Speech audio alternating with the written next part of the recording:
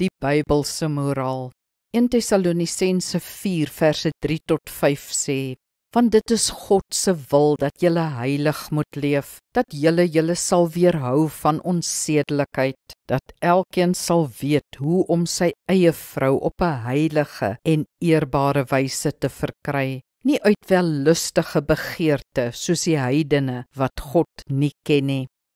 Die Bybelse moraal oor seks is dat 'n man en vrou sal trou, saamwoon, seks hê, hulle kinders grootmaak, vir mekaar goed sal wees en getrou bly deur dik en dun, niks minder nie. Die sekulêre moraal van vandag lyk egter heeltemal anders. God word uit die prentjie gelaat en individue besluit nou self wanneer en met wie hulle seks sal hê, in 'n verhouding of ook daarsonder. Ja, seks kan vandag ook, soos die Engelsman sê, casual wees, vir pret. So 'n lewe is egter ver van God se wil af.